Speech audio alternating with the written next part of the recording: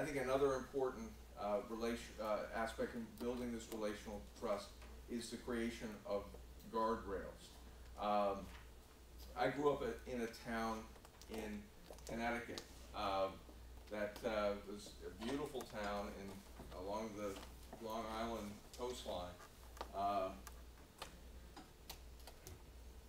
but it had no guardrails on its roads. And guardrails, of course, are designed to protect motorists from the trees. Well, the town elders believed that the guardrails were a detraction from the beauty of the roads. Well, you know, as a teenage driver, you know, I was well aware of, you know, the trees that were missing their bark, because some of those trees were trees where friends of mine had hit, and some of them had died, and yet there were no guardrails.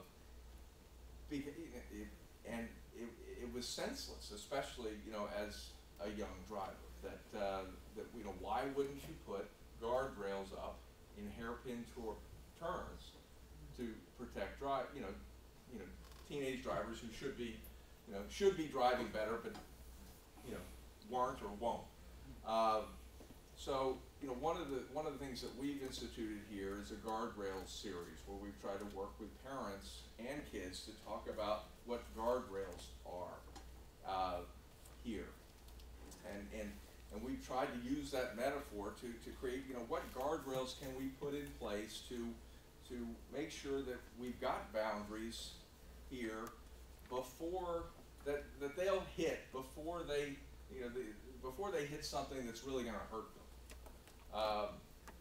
And, you know, whether that be tucking their shirts in, or, you know, having a dress code that's a little bit more elaborate than a uniform,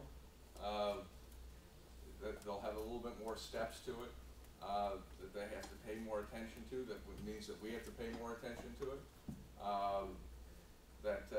But those, in my mind, those become guardrails that you know, they build in boundaries. I want to share with you a quote that I shared with the faculty a couple of years ago.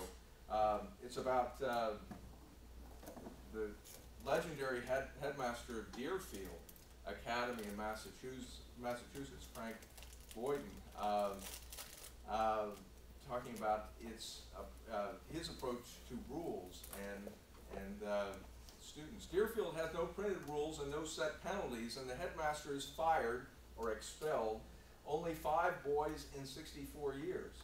For one foolish mistake, a boy should not have a stamp put on him that will be with him for the rest of his life, he says.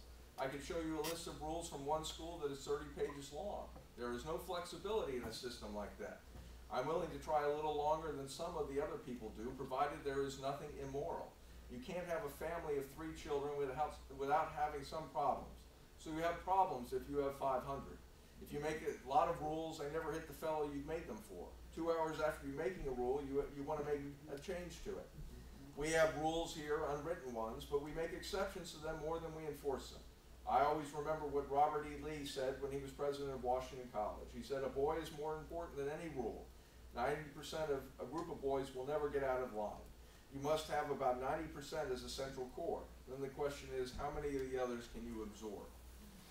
Certainly rules are important, but in a culture of connectivity, the rules themselves are not the substantial essence of the guardrails. Really, it's the relational trust that constitutes the guardrails, and the rules are just part of the boundaries. It's the relational trust that gives meaning and hopefully learning to the experience when a boundary has been crossed. And when flexibility is needed, it certainly is applied.